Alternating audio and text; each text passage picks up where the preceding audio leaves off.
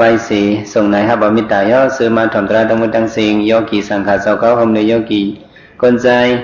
ý lời con trai sư ma thầm tra cáo bị sâm mạ khơi năng khai cột chỉ lệ thầm tra quá này có năng khai cột đấy thầm ở tra gọi là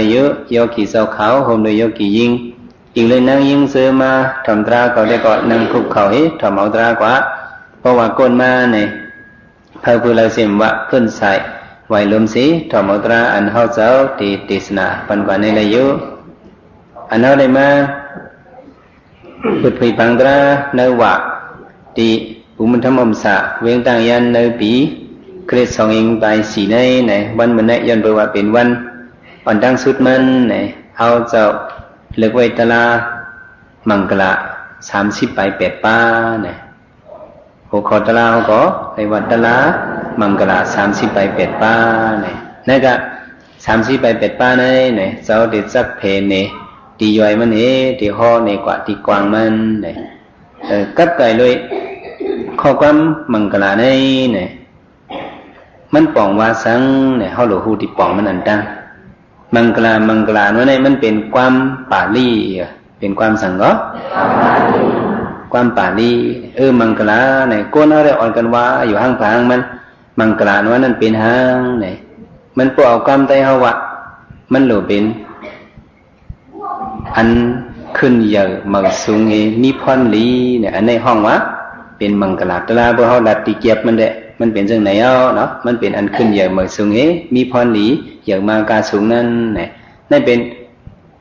ตีปองมันเนี่ยมันเคยกับหญ้าเอาอันผัดเอาไว้ให้พวกหญ้าคอความป่าลีหนึ่งคอเนี่ยให้สมมติปิ่นในความภาษาจับอันว่านั้นมันนั่นเป็นนั่นมีนะก็เปิดหังในคอความป่าลีอันพระเป็นจอห่อมาเนี่ยมันเตรียมทวนหังลีเรียบร้อยน่ะมังกรในที่กับปิ่นความภาษาต่างซื่อต่างเปิงอันนั้นอะไรกับปิ่นยาวตันเลยก็มันไปเตรียมทวนตีปองมังกรได้อันซื่อก็ว่าเขาหลุดปองจะว่าข้อความอันว่ามังกรนั้นเนี่ยมันเป็นรองตั้งขึ้นเยอะมาสูงมีพรลีอันในห้องว่ามังกรเนี่ยเขาหลุดหูดิปองมันอันตั้งเนาะอันว่ามังกรเนี่ยฮิหังพระนาเป็นเจ้าสำเลยห่อเนี่ยก็เขาเหมือนในเขาหลุดได้หูจักปืนมันอีดอ่อนอดหนึ่งกับไก่เลยว่าตะโกนเมืองคงกลางเขาเจมพีสังสัตโกนอ่อนกันว่ามังกรนัวนั้นเนี่ยกาก่อนต้นอ่อนเนี่ยเพิ่งก่อมหูที่ปองมันดีๆโกนคือหนึ่งเลยคือหนึ่งเนี่ยพิงเงเนี่ยจ่องเหมือนกันพิงทุ่งโกนเขาเนี่ยเหมือนกันหนึ่งก็เป็นหนึ่งเมียวก็ไม่เจอเผาเจอมันเนี่ยก็เหมือนกันมืดเผามืดมันเจือกเผาเจือกมันเนี่ยสองซ้ำแต่เหมือนกันแหละเหมือนกันไหนก็ไม่เนื้อคงเมืองกวนเมืองผีจะไหนเมืองสางจะไหนเนี่ยอ่อนกัน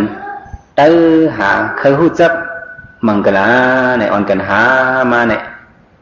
หนึ่งก็ว่าหนึ่งเมียวผีหนึ่งจุ่มว่าหนึ่งเมียวสางหนึ่งจุ่มว่าหนึ่งเมียวให้ไหนกวนในเมืองกองกลางหนึ่งก็ว่าหนึ่งเมียวให้ไหนมันกันงำเมียนกันวะย้อนไปสังซ้ำงำเมียนกันเนี่ยก็เปิดกวนเมืองกองกลางเขาเลยสังผีสางเลยสังมันเหมือนกันนั่นแหละจังว่าอันใดเป็นมังกรเต้ๆเนี่ยมันพูดแหละย้อนไปทางพิงทุ่งเขาก็เหมือนกันภาษาเขาก็เหมือนกันน้ำที่กินลิ้นที่อยู่ก็เหมือนกันเนี่ยมังกรในหนึ่งก็ว่าเป็นหนึ่งเมียวมังซื้อในสมวาจังหือมังกรอันว่านั้นเนี่ยย้อนไปสั่งห้องมาเมียวคือไปส่งห้องมังกรอันกันว่ากำพองในว่ากังเนเจ้าพอเขาลูกมาพอเลยมาหันเมื่อกลางวันออกนั่นอันนี้เป็นมังกรลีเนี่ยกำพองว่าจังไหนมังซื้อสำเทียงมันมาเจอ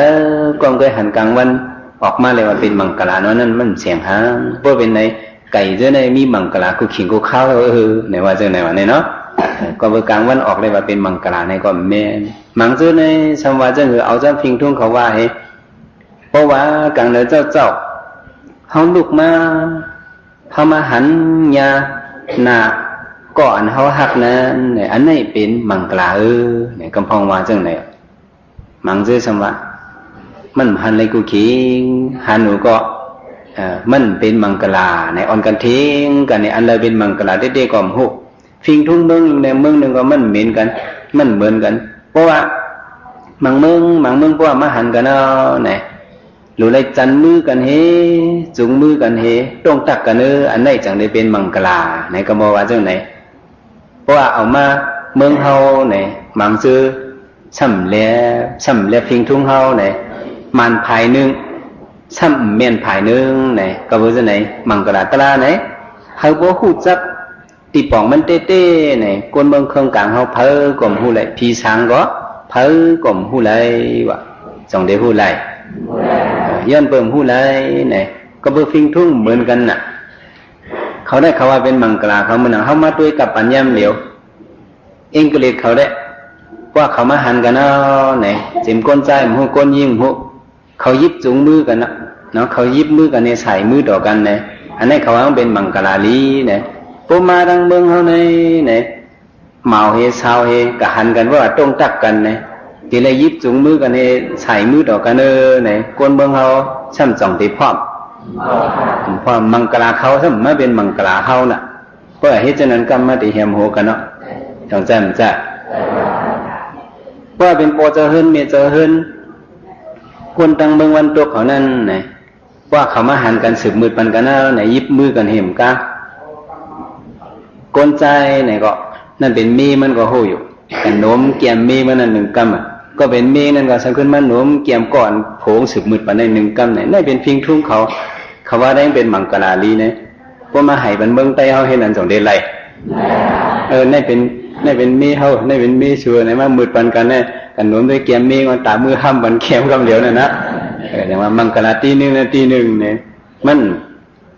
งามกันไรวะก็เพราะฉะนั้นอ้อนกันหามาฟิงทุ่งเมืองโกนเอาเนี่ยมันก็มีกูเมียวโกนหมังเมืองเนี่ยฟิงทุ่งเขามีเพราะว่าเป็นมังกลาเนี่ยพวกมาหันกันเนี่ยตีละเฮ็ดหือเนี่ยตีละฮักบางไม่เฮ็ดป้าก็โหกันนี่เนี่ยถึงได้เป็นมังกลาเนี่ยก็มีวะพวกเป็นเฮาเนี่ยเฮาสำจังได้ฮับอะไรမျိုးนั่นอย่างไหนมาเอาแข้งเอาเผือไม่มาต่อยโหกันเดียนว่าพร้อมเขาไหนว่าเรื่องไหนน่ะห้ามพร้อมหมังเมือง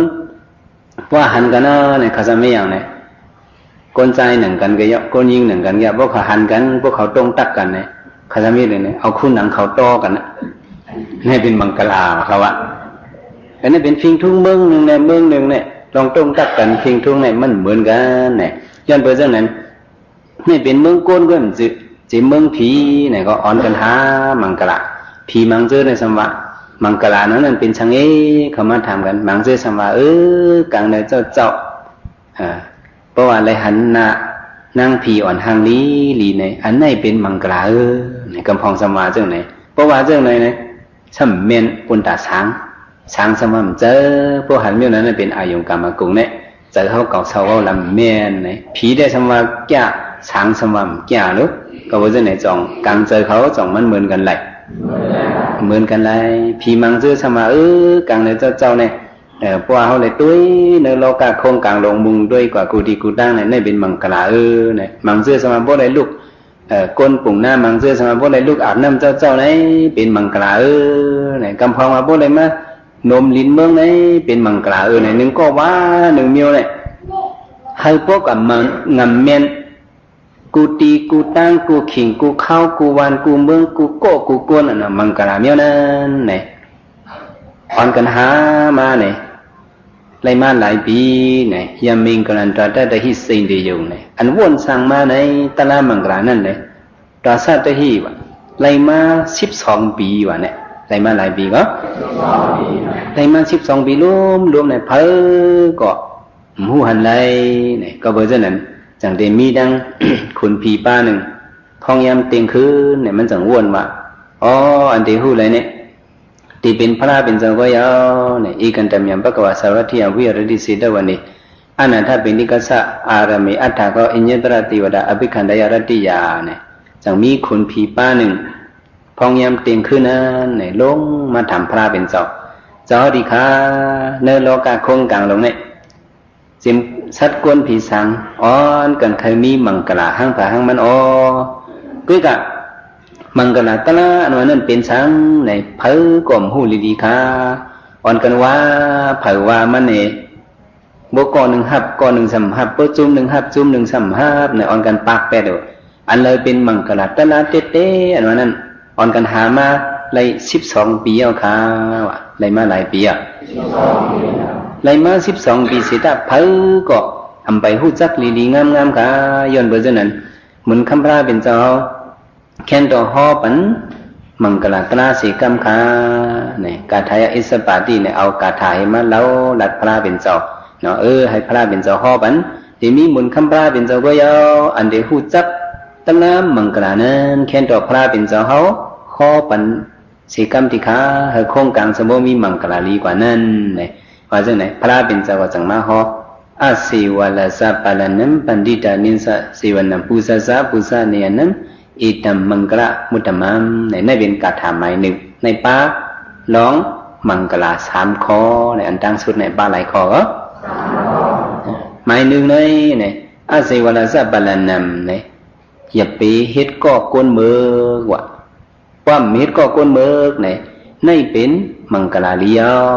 เนี่ยหมายหนึ่งอย่าไปเฮ็ดก่อเผาก็เมื่อในสอได้ซับแรงนี่ลองว่าอย่าไปเฮ็ดก่อกวนเมือกอาศิวะลาสะปะละนัมอย่าไปเฮ็ดก่อกวนเมือกป้อมเฮ็ดก่อกวนเมือกในคนผีเมื่อคนผีต้องเอาดีๆแล้วอันนี้เป็นมังกรลีหมายหนึ่งในเป็นมังกรหมายสังก็อย่าไปเฮ็ดก่อกวนสังกวนเมือกเฮามาด้วยหยันพระเป็นเจ้าเนี่ยหยันเจ้าใหญ่กว้างตานหื้อเนี่ยมันเจ้าลัดความคอเดียวกูเลยมันนำมาลัดปันพี่น้องไตสู่อย่าไปเฮ็ดก่อกวนเมือกเนี่ยในเป็นมังกรเนี่ยเอาไตเฮาถอมยินด้วยความขอในเจอเนี่ยเฮาได้ว่าจังไหนพวกเฮ็ดก่อกวนเมือกในเป็นมังกรปุ้มเฮ็ดก่อกวนเมือกในเป็นมังกรเนี่ยเจอพี่น้องไตมายินกว่าเนี่ยถูกหูกำเดียวจองถูกคนตาไตเนี่ยก็หมันเมียนจองหมันเมียนกะลัดปันมาอย่าไปเฮ็ดก่อกวนเมือกว่าพระเป็นสวรรค์ในเป็นมังกรเนี่ย2 สู่ 5 บาเนี่ยกะลัดต่อมันก็ว่าฮกบาได้คำยาเนี่ยมันบาได้เนี่ยจองมันเขาก็ได้ว่าเจอเมียนยกะลัดปันขี่ป้มเฮ็ดก็ก้นเบิกไหนแค่มือไหนจองเจือลุงเคไหนตุ้ยจีเลยมันเดี๋ยวว่าไหนนะเมียนว่าเมียนอ่ะมันเดี๋ยวว่าตัวไหนนะพันก็ก้นกูคือฮับคำกันลาดเป็นอเมริกันอย่าไปเฮ็ดก็ก้นเบิกไหนอันไหนความขอไหนจองมันหลีจองแค้มป้มเฮ็ดก็ก้นเบิกไหนจองที่คืนยาเนี่ยก็ถามด้วยอังกฤษเขาก็เทว่าvery nice very good เขาเรียกว่าจังไหนเนาะแค่นะเมนน่ะเนาะเมนน่ะกันละตอกกะลาเนี่ยก็อย่าไปเฮ็ดก่อกวนเมือกเนี่ยความขอเนี่ยว่าเฮาเฮ็ดก่อกวนเมือกเนี่ยที่มีมังกรที่เข้มแล้วที่ขึ้นอย่างมาสูงลองตาที่ตกแต้มนั้นมันมีเนี่ยพี่น้องกะลา2 สู่ 5 ความขอในเนี่ยกะลาก็อาชาเนี่ยเขาได้ฮับนะต้องได้ฮับก็ไม่ว่าดอกก้นกูคือไหนอ่อนกันหับมุมหมดอย่าไปเฮ็ดก่อกวนเมือกไหนเป็นมังกรไหนซื้อมาถ่อมตาตั้งหมดตั้งเสียงไหนข้อความอันนี้2 สู่กำแถมพอสู่กำแถมไหนเฮาหลูไลเวเนี่ยจะไรอย่างก็กวนเมือกอันว่านั้นอย่าไปเฮ็ดก่อป้มเฮ็ดก่อกวนเมือกไหนเป็นอีสังเป็นมังกรลีลงหงหางยาวเนี่ยเขาหลบป่องเสือเนี่ยหมายหนึ่งเนี่ยพระเป็นสวะอย่าไปเฮ็ดก่อกวนเมือกอาศิวะลาสะปาลานัมเนี่ยกวนเมือกนั้น อย่าไปเฮ็ดก่ออย่าไปมูจากวนเมือกว่าย้อนเบอร์สังเนี่ยอันว่าอย่าไปเฮ็ดก่อกวนเมือกเลยเนี่ยก็ลาดปันผีเนี่ยก็ผีก็ฮับขามแล้วจองฮับขามก็ลาดปันช้างเนี่ยก็ช้างจองได้เทงlạiตัวสัตว์อ่อนเนี่ยก็ช้อนมันไว้ดีๆงามโกนก่อนไหนมันให้มันเบิกเลยนะลาติวางเขาก็ช้อนไว้หมาก็เลยหมาในขโมยต้องน่ะว่าในเป็นก้นเหลียในเป็นเจ้าเมื่อในเป็นแขกเขา พวกแขกนั่นสมาเหลียวในสัมปาขมูนอนมาอ่อยมันเอาในมาตัวนี้มันค้อนหางมันในฮับตอนอ่ะจังได้ฮับตอนผู้ลักอันมึกนั่นสมาใกล้มันลักพวกหันมันสมาค้อนแหมมันเนี่ยทำไมเขาสมหัวผู้ลักมาลักเนี่ยก็มาเมาเขาแค่กลางคืนเป็นห้อยตีนผู้ลักเสียงดินผู้ลักไอเสียวผู้ลักเอาได้เนี่ยเขาจู่มาเขาว่าสู้เนี่ยเจ้าหมาลำครบหมาในต้องไว้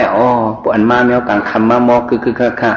ไอเสียวเหมือนเจ้าไหนเสียงดินเหมือนเจ้าไหนเป็นผู้ลักเนี่ยหมาในต้องไว้กำเหลียวว่างี้ขอแค่ไหนมาเลยของเจ้าของสอนไว้เมียวเนี่ยอย่าไปหับในนั่นน่ะหมาก็ต้องว่าผู้ลักมาเนี่ยหมาในเห่ากำเหลียวมันเฮ็ดเกาะสองเดี๋ยวเฮ็ดเกาะเพราะว่าเป็นแขกอันใกล้มาหลีเฮานั่นมันเดี๋ยวเผาพิษปอกหนึ่งเขาว่าที่มันหมาไม่อย่าไปเห่าในเป็นแขกเขามาลีๆเนี่ยเขาดูโอ้โหมันเนี่ยมันต้องไว้แขกก็นั่นมาเลยต่างปอกมากกว่ามันเห่าไว้แต่ในเขาสอนมาเนี่ยก็มาก็ได้ผู้ปอกในเป็นก้นเบิกในเป็นก้นดีโบเฮ็ดก็ก้นเบิกเนี่ยมันไล่เจ้าเก่าเต็มเลี้ยงเข้าเก่าเนี่ยมันหูรู้เนาะโบเฮ็ดก็ก้นดีว่าแขกมาเนี่ยมันค่อนหางนี่ครับเนี่ยก็แขกก็ลูกโผมันเนี่ยดมโหมันเนี่ยเอาตั้งกินนอนมาเลี้ยงมันเนี่ยพวกเฮ็ดก็ก้นดีเนี่ยแต่มีพรดีเนี่ยกันลัดปันชัดเนี่ยก็ชัดสังว่าเขามอลัดความเนี่ยเขาก็ได้เห่าเฮ็ดที่ว่าเจอเนี่ยความพระเป็นเจ้าเนี่ยเนาะจงได้เทงไล่สังว่าชัดก้นผีสังเนี่ยก็30ไปทางเนี่ยข้อความพระเป็นเจ้าอันฮ้อว่ามังกราเนี่ยหมายนึงอย่าไปเฮ็ดก็ก้นเมือกเนี่ยเพ้อก็ต่อเต็มเทียงไรส่งได้เทียงไรกะลาปันจอมปองซึ่งลงเมืองอเมริกันธรรมดาโพสไหนก็อย่าไปเฮ็ดก็ก้นเมือกว่าพระเป็นเจ้าก็จะมาฮอว่าอันไหนเนี่ยเป็นมังกราเนี่ยสองเมื่อตีห้าเนี่ยมันก็ตีห้าเนาะมันก็เทียงไรเนี่ยก็ว่าจะไหนซื้อสู่กับห้าก็เขาหลุดเลยห้าเบ้าอย่าไปเฮ็ดก็ก้นเมือกตีเลยเลิกเฮ็ดก็หางเนี่ยตีเลยเลิกเฮ็ดก็ก้นลีเนี่ยก็อันไหนเขาได้ขึ้นไม่ปีนขึ้นเนาะตั้งดีลองตั้งจ้าให้ไหนมันตื่นกึกกันอ่ะมันเหมือนสังว่าเป็นแคปติ้งก้าเนี่ยก็ไผ่หนึ่งเป็นหมอกมันไผ่หนึ่งเป็นข้อโหมันจะหนึ่งเลยกันเมื่อในได้เขาลัด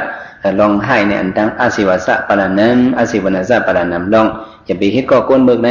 เป็นมังกราลีเนี่ยเขามาด้วยสังจื้อว่าเขากว่าเฮ็ดก็ก้นเบิกเนี่ยอันนั้นเขาก็ตีหางให้จอมยาวสองตีหางให้มาหางให้ได้ก่อได้เสียเขาสังว่ามันเป็นก้นให้เป็นก้นหมึกเพราะไหนจึงเขากับเฮ็ดก่อมันไหนเขามีพรหลีสองตีมีพรหลีแหละพูดถึงการตีเนี้ยพรให้เขาก็เป็นเรื่องเขาหลุดไหลเวก็เลยเป็นก้นหมึกก็เลยเป็นก้นหลีไหนก็เขาหลุดไหลหู้สองตีไหลหัวไหลหัวหลุดไหลหู้ก็เลยเป็นก้นหมึกเนี่ยเขาหลุดไหลเวมันแต่ว่าก้นหมึกอันว่านั้นเนี่ยอย่าไปพมว่าก้นก่อนละต่อการซัดเนี่ยก็เพราะการเฮ็ดก็ก้นหมึกเนี่ยเขายังมีเจอหมึกมาเพราะการเฮ็ดก็ก้นหลีเนี่ยเขาก็มีเจอหลีมาจริงเมื่อเขาก็เรียกเนี่ยเลยสอนเนอหลีกลายอันเป็นนกเขียวอันสองตัวพี่น้องลมแรงมาปัดเอาขาสองก็พาดกันกับเจมือหนุ่มเมลมปิวกว่าตกถึงก็ตั้งตัวหนึ่งในกับแถวดีมูเซอร์วันนั้นเขาหายื้อกินตึงกลางมีพันลัดฮึดลัดเอกป้องท่าลุกลังเมนังลัดความดีความหกความให้หลายอัตราตัวหนึ่งสำคัญญาติเสวยเสเปิดไว้นะเนี่ยมีวันหนึ่งคนเอาคำสำหลงตั้งลืมตั้งเนี่ยผัดพุงเนี่ยเพี้ยวมากันเลยเนี่ยเพี้ยวมาที่วันก้นเมือกนั่นเพี้ยวกว่าที่ซุ่มก้นเมือกอยู่นั่นเนี่ยนกเขียวนั่นมันยำยินมูซื้อเขาซะนั่นก้นสวนซะนั่นหลาป้องไล่สวนไล่พันไล่แตงเนี่ยมันหมอมันยินมาเนี่ยก็มันหมอรัดความเนี่ยมันก็เยืองจอมแหละหันคนเอาข้ามมาเนี่ยมันก็ว่าก้นไม้เอาเจ็บก็โหมันเนี่ยสวนเอามันเนี่ยมันว่าจังไหนนกเขียวก็เบื่อหางเนี่ยก็เบื่อมันเฮ็ดก็ก้นเมือกแหละจะชัดตริสันเนี่ยก็สองเมือกชบมันก็ให้มากายกรรมวสีกรรมมโนกรรมมันก็ให้เมือกมาคือตึกดาตัวอันกระตุกตีจะซีนะเนี่ยเผื่อสิว่าคนเอาคำในว่าก็เลยเป็นปากก้นเมือกกันเลยเนี่ยมันโดนยัดไปเบ็ดเพอไป อ่ะเพื่อกันญาติจะสิ้นดอกคำพระเป็นเจ้านั่นเนี่ยมันสอนความหลีความหวานร้อนๆสอนปันนกเขียวเนี่ยสอนบันพวกเขียกมาเนี่ยก็หับหน้าลาเจ้าไหนน่ะลูกใจเนี่ยสอนไว้คนเอาคำเพียวมาติดจองอย่าซีนะเนาะเนี่ยนกเขียวอันตัวเนี่ยย้อนเปิดมันเฮ็ดก็ก้นดีเนี่ยมันว่าจังหือย่อคิงมาคาเลยย่อคิงมาคาเลยนั่งลือฮือคาเลยกินน้ำให้ก่อนคาเลยปอยาเซตึกกับมีเนื้อเถินอ้อนั่งก่อนคาเลยเนี่ยมันว่าความดีความงามอ่ะแต่ว่าอย่าไปพรมว่าก้นนะตกาชัดอันนั้นพอเฮ็ดก็ก้นเมือกเนี่ยมันถิ่มเมือกยาวสองเมือกก้นเมือกอันนั้นเนี่ยมันเหมือนสังเนี่ยเหมือนอันห่างอันวุยเหมือนสังก็เหมือนอันห่างอันวุยอย่าไปพรมว่าอันมีใจก่อนละต่ออันมีใจวิญญาณก้านั่นมันนังว่าตองกล้วยอันนึงเนี่ยเขาเอาห่อขี้ไม้แห้งไว้ในก่อนละเขาห่อขี้ไม้เขาเอากับขี้ไม้กับวุ้ดเป็ดเนี่ยไอเสียวขี้ไม้เมียนตูนั่นจ่องที่จับตองกล้วยห้ำซาผ่าซาดออันลีในเนี่ยเมียวหมึกเมียวลีในเนี่ยพวกกันอยู่จำมันก็คู่กับมันเป็นนั่นตองกล้วยนั่นก็สังว่าเขาเอาห่อหมกเข้าแตบอ่อนจะในหมกเลี้ยงย่างจะในเอากับไว้กับเป็ดเนี่ยตองกล้วยนั่นคู่กับมันตีหอมเอาสองหอมดอกวิญญาณก้าซาวิญญาณก้าเนี่ยก็มันดังหมดจับกันนะเนาะแต่ว่าเขาในลูกคัดเจอเลือกเฮ็ดก็ก้นหลีบ่เขากับเฮ็ดเนี่ยก็ก้นเมือกไหนสั่งมาปองเนี่ยก้นเมือกอันนั้นสลาพิษว่ะพวกกันเนี่ยก้นเมือกไต้ก็พิษเนี่ยจังเป็นหางเนี่ยไต้ก็บางพวกก็เขาบอกว่ามันเป็นสลาเขาปองเนี่ยไต้ก็พิษปักคิดตกอแปะ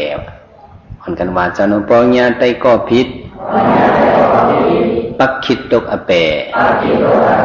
ปองเนี่ยไต้ก็พิษปักคิดตกอแปะ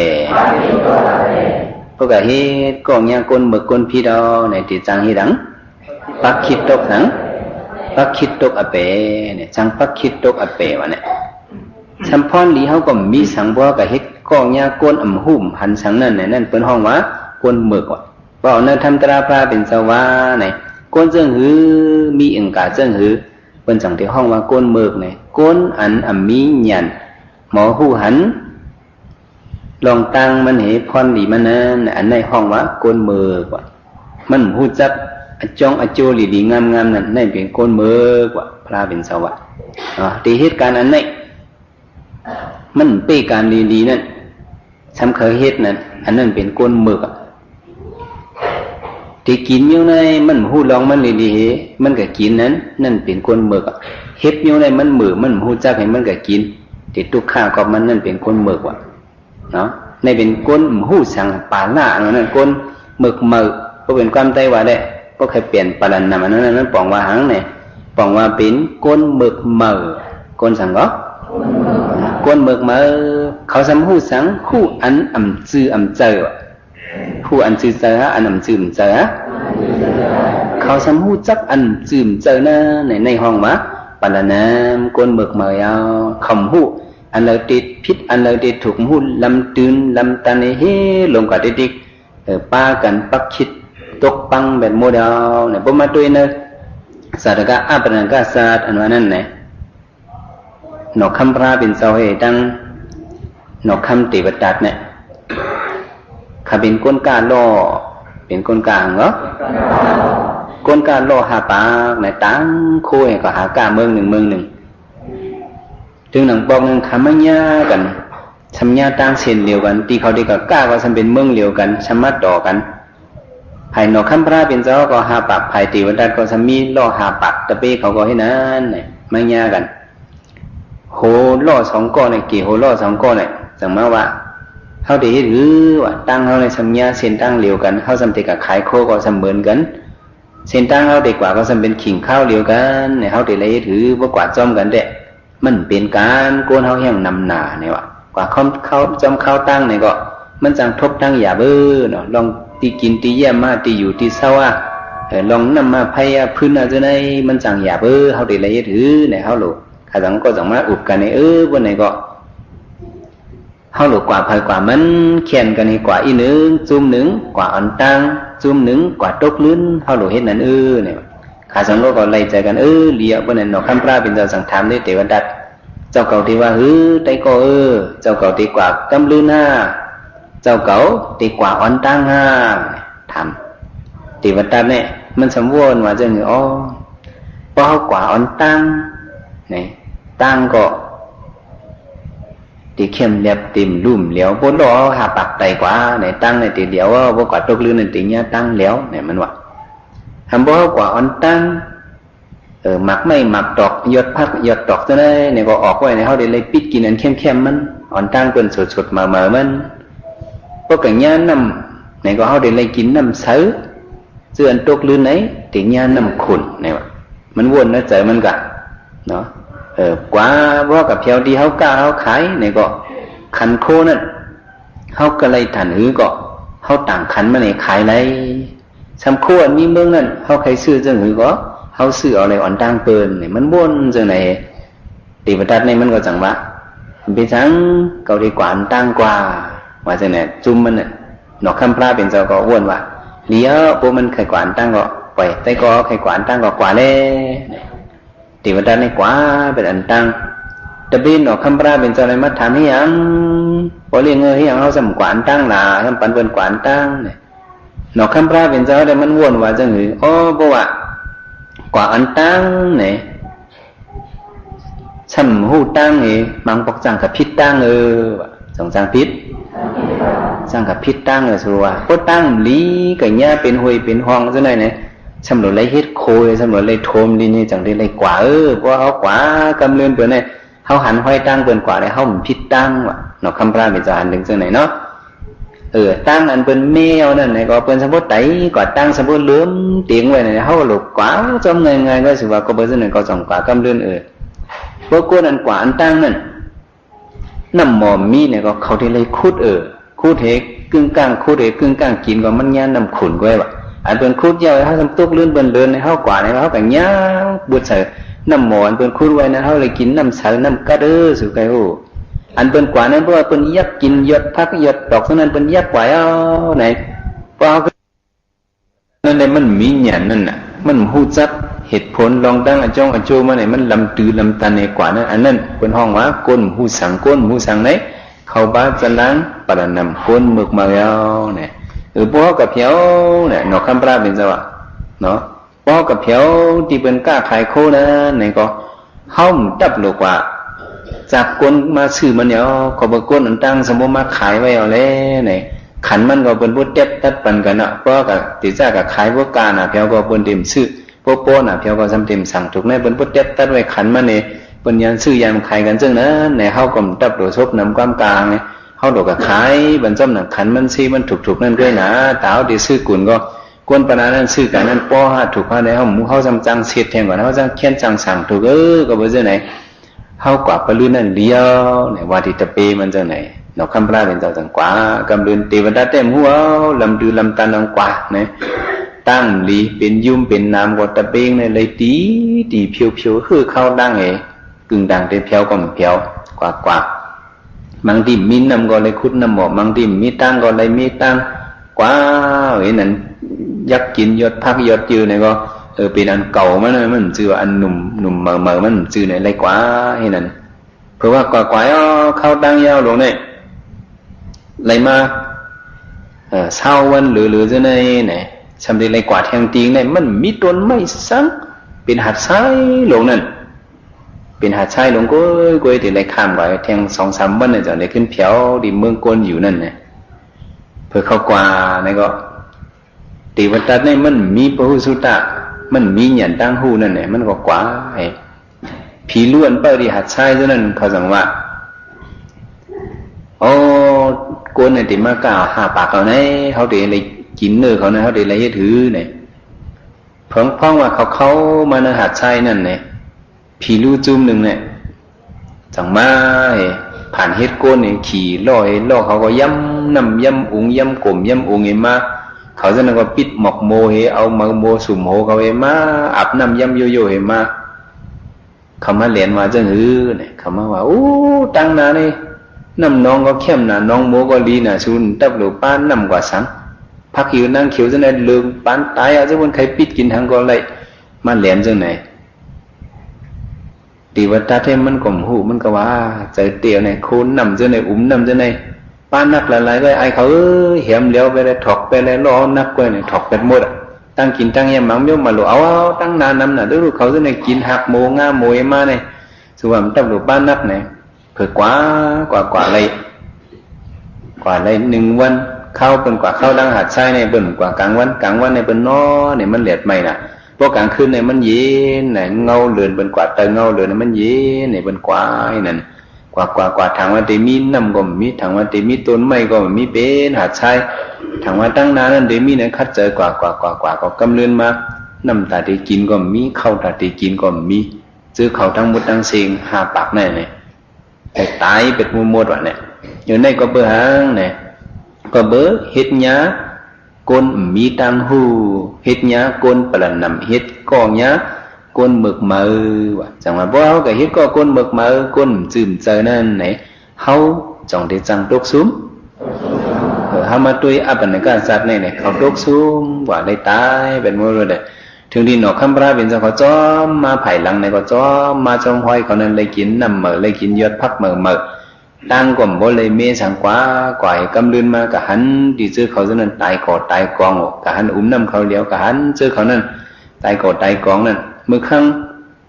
ที่คำหัดไส้นั่นในก็พีลูกเขาขึ้นผ่านไม้มันเน้นหนอคำพระเขาเจ้านำหนาทางบนหนองบัวก็มีตั้งกินตั้งยังเอาเต็มทนตับหลวป้านักไหนมาว่าหนอคำพระเป็นเจ้าได้มันสติไหลมันตัวผีลูจะไหนมันชื่อก้นจะไหนมันมีก้นไหลตัวเป็นผีลูผีพายก็ไหนเอาตามันตัวตาเขาก็เพียบว่ะหมักตาก็เลี้ยงชื่อคือว่ะชนตินก็ปอดก้องเงาก็ออกในวะเนี่ยนี่เป็นลักษณะก้นเมื่อเอาในวะเนาะก้นเขาก็มันก็มีอ่ะเพราะเขาตัวห่างพังก้นเนี่ยบางก้นมันจึงออกห่างพังก้นหมึกเหม่อซึมเซอร์เขาหลุดเลยหมดแล้วหนอคำพระเป็นเจ้าได้มันหมอลำมันตัวเนี่ยตะเบงเนี่ยก็เคยถอกเป็นมดเอานำจะเนี่ยเล่าหรือบ้างเอาพอเลี้ยงเนี่ยมันจะหว่ำไรพอดีกว่าข้าวตังเนี่ยนำเนี่ยตีเลยป้าข้าวตังเนี่ยมันกึศแถวมันไปสุดก็เคยกินนำเนี่ยตีเลยไม่ย้อนเอาขว้างที่เขาไปสั่งตีเลยกินเนาะพักอยู่นั่งเขียวจะเนี่ยอันห้อมหูจักนั่นอย่าไปกินพวกเคยกินอันห้อมหูจักเนี่ยมาทำเก่าจังได้ใกล้กินเนี่ยมันจะปันสติจะไหนอันเขาจะนั่นได้หมูกว่าเห็นอันถูกลีกินก็กินเห็นมือเห็นตายเห็นนั่นผีลูกกินเป็นหมดนั่นน่ะนอกคำราเป็นเจ้าหันจะไหนมันปันเฮ็ดสีเมียวที่ได้ถ่อมความเก่าสู่เป็นตะเบเก่าเนี่ยกว่าก็หัดชายลงเห็นนำก็มีเขาก็ป้วนไว้เลยก็หันเขาจะนั่นตายก็โคเขาจะนั่นเก็บตังค์ล่อแดงมีหลายล่อเขาเวลากว่าก็ขายในก็เลยเป็นสัตว์ที่ลงกว่าทั้งหมดทั้งสิ่งก็ยินเชื่อใจกว่าตัวสุดบ้านเนี่ยจังว่า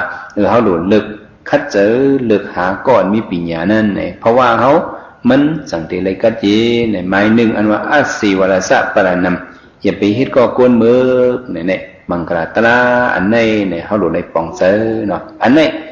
มันหลัดลองหังเนี่ยลองหลัดเลยหิมห้อมเขาหลัดเลยป้าวนจินหิมห้อมเขาเนี่ยอย่าไปฮิตก็สั่งก็ซื้อสุกก็หันมันนำน่ะว่าก็เฮ็ดเนี้ยก้นเบิกเฮ็ดก็ก้นเบิกเนี่ยเขาตัวเหมือนจังหนึ่งอสัตสัตมันก็เฮ็ดก็เพอเนี่ยก็เฮ็ดเนี้ยได้ก็หมึกอันเป็นติวตัดนั่นก็เฮ็ดเนี้ยเพอก็เฮ็ดก็เนี้ยติวตาเนี่ยติวตาเนี่ยมันเป็นคนจะนั่งตกพระเป็นเจ้าเขาหลายจัดหลายปันต่อถึงปันเนี่ยว่ามาหันกันเนี่ยก็จังกันกำเหลียวโกนเขาเนี่ยเนาะมันมีปานอ่อนเผอปานอ่อนมันอ่ะโกนเนี่ยพวกเลยจังกันมาหนึ่งจัดเนี่ยก็กว่าแทงหลายจัดหลายปานก็สันทีมันนั่นจับกับพวกหันกันเนี่ยก็ตุ้นจังกันวะเนี่ยพวกเลยหักกันมาหนึ่งจัดหนึ่งปานเนี่ยก็หันกันจัดเลยก็ต้นหูจักกันก็มันจังหักกันวะเนี่ยพระเป็นเจ้าวาเนี่ยเนาะแต่ว่าในติวดาเนี่ยมันเป็นจังพระเป็นเจ้ามันเป็นเข็นพระเป็นเจ้าเจอมันก็มลีมันอ่านเฮ็ดเป็นพระเนี่ยก็แจมเอาตายพระเป็นเจ้าหลายปอกหลายถาก็มันอ่องกำลืนมามันก็กระชนอสัตสัตกระชนอสัตสัตนี้เฮออสัตสัต เอาอูมันตายวะในกัญญากวนหมึกนะพวกมาเอาอูสุตายในเมื่อเดเลยเป็นคุณอายผ่านเมื่อมันมีตันโคนั่นผ่านเฮ็ดใจเหมากองป้างูสามตัวกว่าเนาะกว่าที่หอนั่นกันนี้เป็นอสัตตชาติอสัตตชาติก็ยุ่มมันเนี่ยเฮ็ดก็สลับพิษไปแล้วในกำลื่นไหมหรืออสัตตชาติไหนเอาอูมันคำทองเฮ้เนี่ยเอาตายอูมันแปรเนี่ยมันยาปัญสันนันตริยากรรมเนี่ยไรกว่าตุกก็เลยเนี่ยไรก็ถึงอะไรเจอมันก็เปียวอ่ะก็เบื่อมันเฮ็ดยาได้ก็พิษเนี่ยเอาอูมันตายเนี่ยเจอมันเปียวฮะเนี่ยเปียวสิขึ้นว่ะนอนกลางคืนเนี่ยปุ่มรับว่ะเนี่ยแต่ว่าเฮาเฮ็ดก็ก้นเมือกเนี่ยพรหลีบุญตาเฮาจ่องมันได้มีตื้นว่ามีสิอิดน่ะอาสัตตชาตินอนรับกลางคืนบางคืนน่ะมาอยู่หรือวีหอมันจานหอมันเนี่ยนอนรับอย่างนั้นตุ้ยกลางเฮามังบ่หันปิดตาเขามินมาหนัดต่อมันจะเนี่ย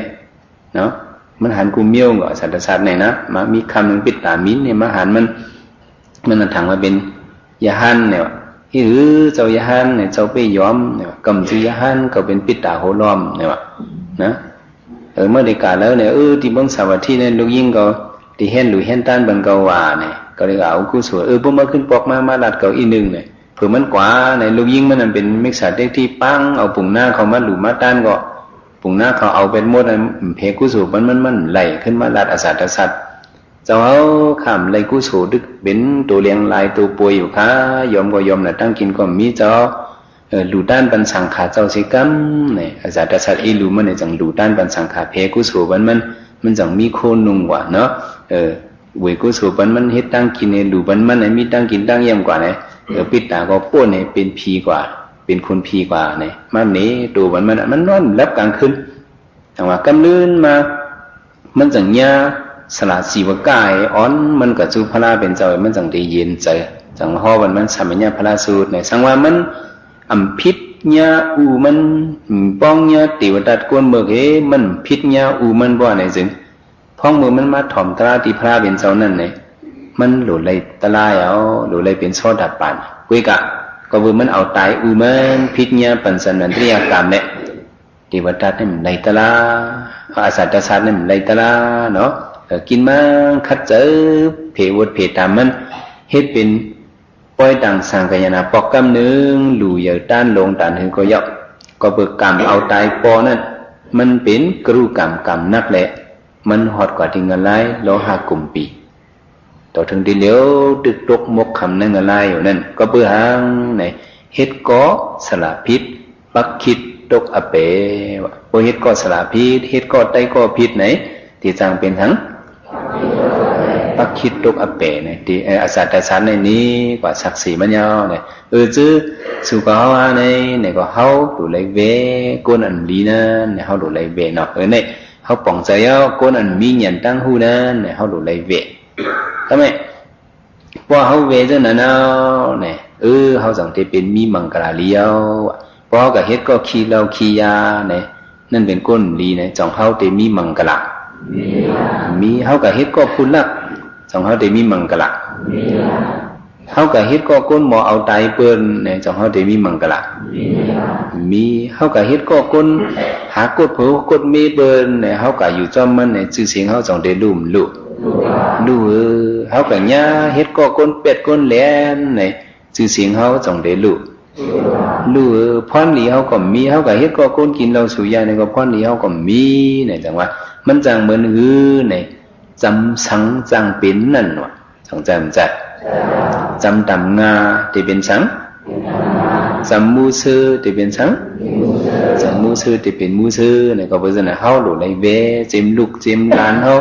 ลูกลังเฮาจื้อคือเฮาภาษาเสือแล้วเนี่ยอันเป็นการเบิกเมือจังนั้นก้นเบิกเมือจังนั้นเนี่ยเวเลยตันหือเฮาหลุดเลยคัดเจอเวเนาะนี่เป็นละลองมังกรอันสีวรศาสตร์ปารานามอัมฮิตก็อันเบิกมานั้นในเป็นมังกรเลียวในเป็นลองไผ่ตั้งนอกเป็นตั้งเลยฮะตั้งนอกฮะตั้งนอกซ้ำแทงโป้ซ้ำเขามังกรตะลาเนี่ยโป้วนตื่นก็เป็นตื่นบ่วนลึกก็เป็นลึก cái mẹ họ cứ mơ vô đuôi tăng nơi trụ nơi chờ họ này chờ họ anh nói nên mang bọc mang lời màออกมาเจอฮุกเจอให้จังมันเป็นเขาเอาตายเบิ่นเจ็บเจอเหี้ยลูกคนนี้ก็เคยเงียนคอมาอลอดในแค่เมื่อตายเบ็ดเนี่ยเจอเขาส่งออกมาในเป็นตั้งนอกตั้งเนอฮะตั้งเนออะลูกปองในก็มีฮะก็มีใครน่ะเขาโค้งมือมันหันนั่นเนี่ยจากในออกมาแล้วจังออกอันโลพองมือสุนถ้าใครนอนอุ่นรวยมันนะจะได้ออกมาแหละก็ไหมจะกดหน่อยนะจะหมึกมาออกมาอันลูก็ได้เปลี่ยนเหรียญให้กับคนไรมิ้วในลูเนี่ยจะมิ้วในจังออกมาอยู่กลมทุ่งเนี่ยก็เลยก็ออกให้กำก่อนกว่ากับสุยาอินก่อนกว่าเนี่ยจะมิ้วในจังออกมาในเป็นหางเนี่ยจะหมึกตั้งเนอวะเนี่ยจะหางก็จะหมึกตั้งเนอในมิ้วเขียนอันว่านั้นถ้าสำหรับวนโดยลึกๆผู้ลักเขาว่ามันเป็นเขียนเขาว่าจะไหนเลยผู้ลักอันมีนอกเฮิรนนั่นเป็นก้อนหนึ่งผู้ลักอันมีเนอเฮิรนนี่เป็นก้อนหนึ่งไหนเขาตีเลยโกนอกเฮิรนหรือเขาตีเลยโกนเนอเฮิรนหรือตีเลยโกนเนอเฮิรนนี่หรือสินอกเฮิรนเลยถามว่าอันมึกมาอันลีมลักอันว่านั้นปาลานำมันว่านั้นตั้งนอกเหตั้งเนอเนี่ยก็มันก็มีสองมิ้วสองมีนั่นก็สองมิ้วเลยเนี่ยเหมือนจังพูลักนั่นน่ะเฮาติเลยโกตั้งนอกฮะติเลยโกตั้งนอกแห้งๆฮะติเลยโกตั้งเนอแห้งๆอ่ะติเลยโกตั้งเนอแห้งๆพูลักเนอเฮือนเฮาเนี่ยเด้ของมันมีอยู่เนอเฮือนนั่นเฮาแค่นโดเลยไว้สติมันกูขิงกูเข้าอย่าไปปันมันในหลักนั้นเขาหลุดสติหลุดเลยฟังไงหลุดเลยโก้มันหลุดสีนั่นไหนในก็เหมือนในเจอเขาในก็อันเป็นเจอลีในเป็นมิ้วหนึ่งเจออัมลีในเป็นมิ้วหนึ่งในเจอเขาก็มีสองมิ้วมีหลายมิ้วก็เจออันลีนั่นเป็นห้องมาเจอหังในเจอปรานำเจอหังก็เจอปรานำเจออันลีเปิดซึนเขาเสานั่นห้องมาเจอหังในเจอปันติตาใช่ไหมเจอสู่ก็เขาอันเป็นเจอปรานำเจอลีนั่นเนี่ยเขาหลุดเลยปากแปรอย่าไปหับขำมันอย่าไปเฮ็ดก่อมันวะเจอลีนั่นแต่เลยเฮ็ดก่ออยู่วะอย่าไปเฮ็ดก่อโยเกี่ยวเขามันนั่งตะลายอยู่ในไหนมันป่องว่าสั่งเนี่ยมันป่องว่าเขาเฮ็ดก็ก้นมือยาวเฮาเฮ็ดก็เจอมือยาวในได้โยเกี่ยวเขาจังมันนังตะลาจังแจ่มแจ้โยเกี่ยวเขามาเอาลมเข้าลมออกในมันป่องว่าเฮาเวปรานำเอาลมเข้าลมออกในโลภะก็เฮาเป็นโทสะก็เฮาเป็นเฮาเป็นสติตระอีกคนวนขอบอันมันกึมเฮ็ดให้เจอเฮานิ่มเฮ็ดให้เจอเฮาเสืออันว่าในเป็นหางเป็นการเดียวเหมือนดังว่าเฮาเฮ็ดก็คนดีคนงามเฮาเฮ็ดก็เจอดีเจองามเฮาเวยันเจอดีเจอปรานำนั่นยาวมั่งบ้องมั่งเลยโยเกี่ยวเขานั่งตะลายเจอมันออกมาน่ะดังไหนเขาดังตังตระ10 วันมันนังเฮียงนะก้นอ้วนเลยจิบอ้วนเลยขึ้นใครต่างผิดตัวเฮาก็มีโยกี่เนี่ยจังมีมันได้มีหลายก่อนี่ใจเขาเนี่ยมันว่าอะไรเนี่ยนะจิมือเจ้าเขาตีใจมันนังตะลาเจ้าเขาก็เป็นเนี่ยใจปรานำเนี่ยนะนี่โยกี้เขาก็เตะเป็นหรือว่าอย่างก็นี่มันรัดก็ไต้หูอยู่แนวกันเนาะเจ้านี่เจ้าวนตันหือเนี่ยของอ้วไม่ให้เป็นเสียกรรมฐานเนี่ยเจ้าเขามันนังตะลาปุวันฉินเจอนังตะลากลางคำพูดเด่นนวลเนี่ยจะเอาตีนหนึ่งเหลี่ยมให้ไตนั่งถอดตีนปูชุดเนี่ยห้องหูเอาย่องมันเป็นหาก็มาหูอูเมเจ้านางก็นั่งทำใครเลยนายเนี่ยนั่งนิ่งๆจะแขนแก่เนี่ยก็ว่าเดี๋ยวได้ขี้มุกบ่ย่อยมาหูดีป่องมันมังบองมังไรหูอ้วนมาหังก้อยปนนั่งยาวเนี่ยจีบมาตุกข้ามาขันใจมาส่งเป็นเฮาเป็นลูกอ่อนนะเจอลูกอ่อนเฮาวนเก่านี่ xong lấy mắt năng ở mô thấy có bên đến bỏ luôn bên bồi càng vào ở bên kiểu bên lấy chiếc chân có này hiện màเป็นลูกชากับมาท่านกับมูเนี่ยในเจอประนำเขาในออกมานะพี่เราก็มาเป็นลูกชากับมาท่านเนี่ยน่าเจอว่ามาเรียกเลยนะในย่อเกี่ยวเขาก็ตัวมันเกินง่อยอ่ะปีนี้ออกเจองูทั้งมั่งมันนั่งจิบปวดนะคือมันเป็นหัวปอกนี่เจอมิ้วนี่เนี่ยอะไรมาเป็นเจอทางนี้เจอมันเคยเหตุการณ์ดีเจอทางก็มันเคยเหตุน่ะเนาะพวกใครพูดเจอเปิ้นทำเจอเขาว่าเนี่ยจังแม่นช่วยได้เต็มเป็นก็โย่เจอลังทิมปลาแค่ไหนน่ะใครพูดเจอเปิ้นทำเจอเขาเนี่ยเจอเจ้าได้เป็นอะไรเฮียไม่จะมาเกิดเป็นลูกเชียงฉากรรมท่านในฉากรรมท่านในเลยนั่งตลาดเจ็บพวกมีแต่หน้าเนี่ยเนาะมันเคยเป็นมาบอกเจอในมันออกมาจากไหนนะมันจื้อในเป็นเจอหังในเจอผมเคยหาการดีเจอใครก็เฮ้ลองมึกน่ะพวกก็เล่นเกี่ยวนะมันเคยเกี่ยวนั่นน่ะเจออะไรนะมันเคยอยู่ที่สูงแล้วมันเคยลงก็เล่นติดเตียมพวกก็ปิดปอลงมาจะลำต่อกันพิดกันตีนห้ำกันมันจะว่าปิดปอลงลงปิดป้าตีนกันปิดนาแข่งกันนั่นน่ะแต่มันก็มืดจนนะป้าบ้าสมิงรมติมันนอเนี่ยเจ้านั้นมันก็มืดมากหักเลยอันจืมเจออันมึกเมือนั้นร้อนเนี่ยให้มันมาเหตุการณ์ดีเนี่ยมันใครเหตุแต่ว่าเจออันดีนั้นปอมาเป็นกำไหนก็ซื้อเขาหรืออะไรสีเบเอาได้ไรอย่างก็สีเบถุยเบมันขึ้นมาเอาแล้วเจอเขาเนี่ยมันเหมือนหือเนี่ยเหมือนปลังคำเหมือนหังก็ใจมันเป็นองปลังคำไว้มังบอกขุนกุศลขึ้นมาอยู่มังบอกขุนวิปัสสนาขึ้นมาอยู่ว่ามาเหตุการตลาเนี่ยใจสติเนี่ยขึ้นสติอันลิ้นขึ้นมาอยู่ไว้อยู่กับคนสติในวงตกกว่าคุณอวิชชาขึ้นมาอยู่เบ็ดคุณโลภะขึ้นมาอยู่นั่งตลาอยู่ก็ห้ามตั้นหูใจเขาคุณโลภะคุณเมืองนั้นขึ้นมาเอาดีอยู่ไว้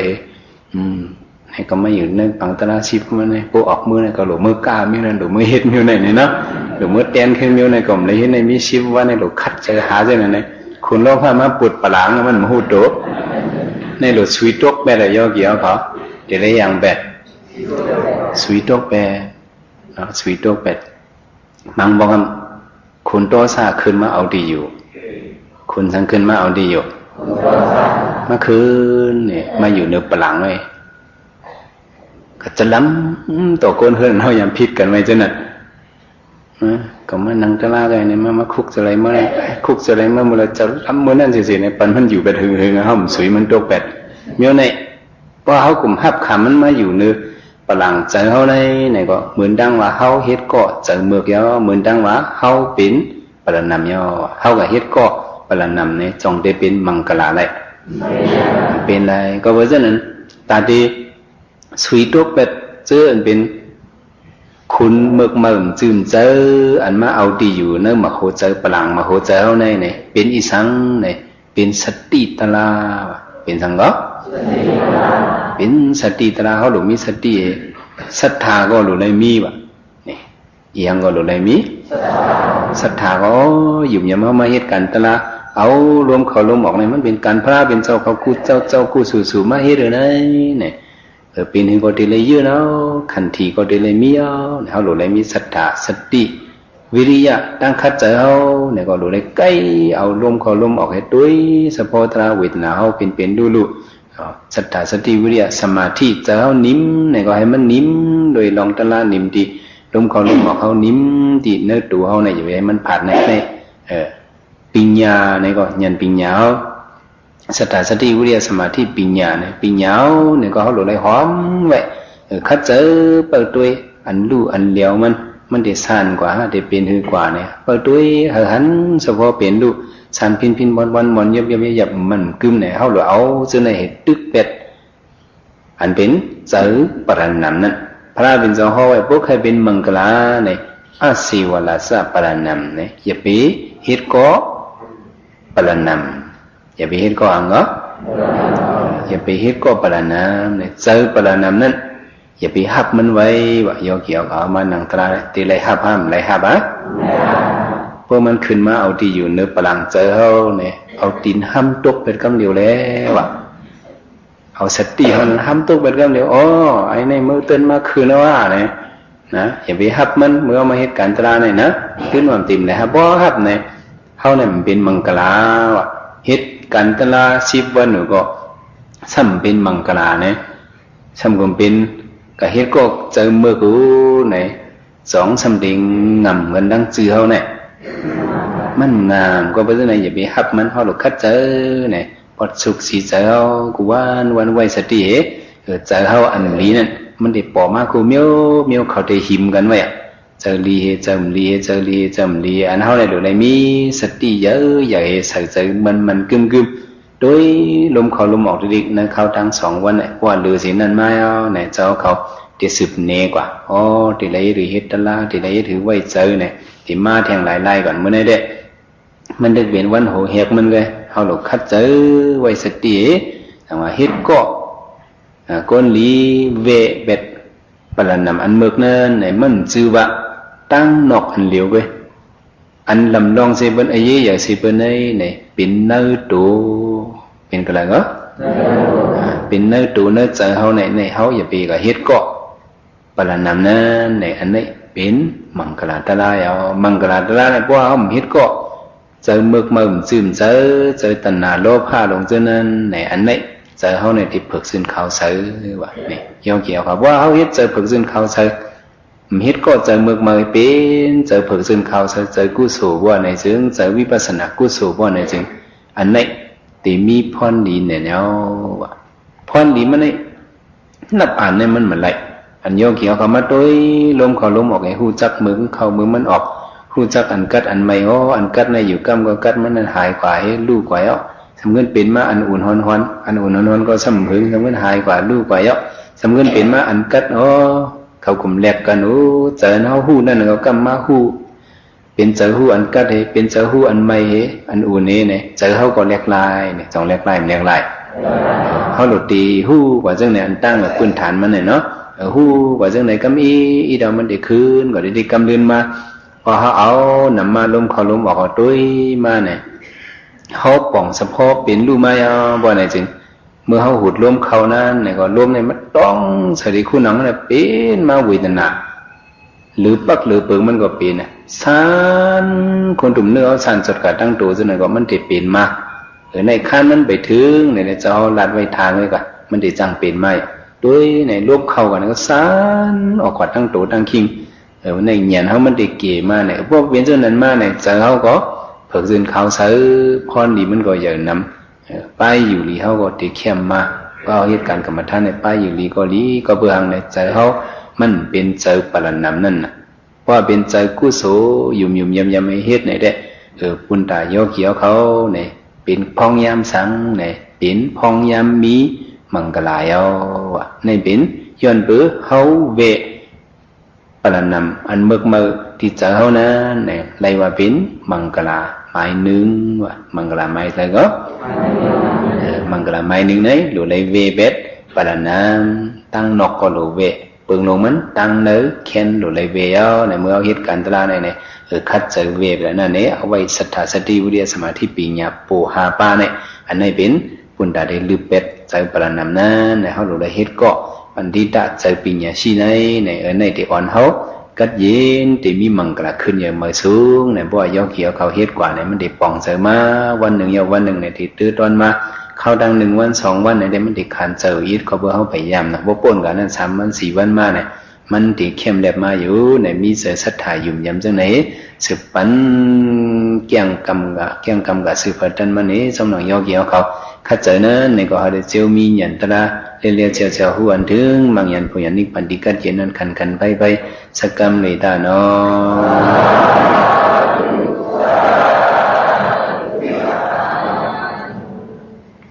ะกุ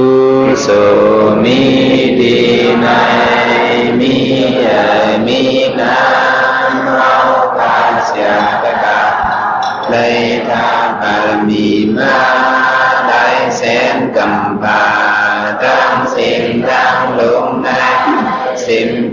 สิมสังสิมสักสิมกุลวิเนียสัตวะในสัจจวลีอนันตสัจจวลีตาสิแก้มดององสมสมสาธุอนุโมทนาได้กรรมกุศลเชื่อติ่งเบ่งการสิมสิเสกรรมติการอสาธุสาธุสาธุกุศลมีดีนายมีใหญ่มีดังเอาทานเสียได้ค่ะให้ทานบารมีมากได้เส้นกำบาดังสิ่งดังลงในสิ่งปีสิ่งสักสิ่งสักสิ่งกุลวิเนียสัตวะในสัจจวลีอนันตสัจจวลีตาสิ่งแก้มดององค์ทรงสาธุอนุโมทนาได้กรรมกุศลจุติ่งเบ่งการสิ่งเสกรรมติการอสาธุสาธุสาธุกุศลมีดีนายมีใหญ่มีดังเอากาเสียตะกับให้ทานบารมีมาได้เส้นกำบังทั้งสิ่งตั้งลงในสิมปีสิมสักสิมสักสิมกุลวิเนียสัตวังในสัจจวลีอนันตสัจจวลีตาสิ่งแก้มดององค์ทรงสาธุอนุโมทนาได้กรรมกุศลจุติ่งเบ่งการสิ่งเสกรรมติการดอกสาธุสาธุสาธุกาณะเนสีลาเนภาวนาเนอัจจคะตั้งสิ่งตั้งโลอย่าโดนโดนหาที่ยิ้มมั่นได้คนยิ้มมั่นได้สักว่ายิ้มมั่นได้คนตักฟังไว้ในมหุเจ้าค่ะต่อจากมอติยจันสะอมตะนิพพานาติกะเยเสกรรมติกาโนสัพ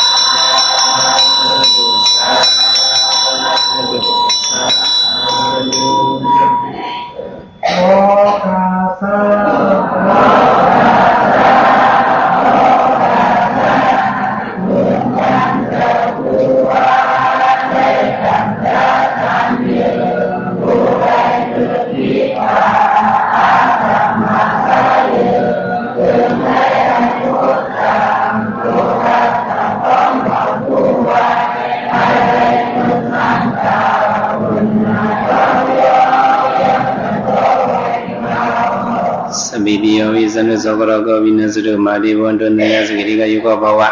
အဘိဝဒနာစရိဇနိဇံဝုထပဇာယိနောစတာရောဓမ္မဝတ္တန္တုအာယုဝနောသုခံပလံ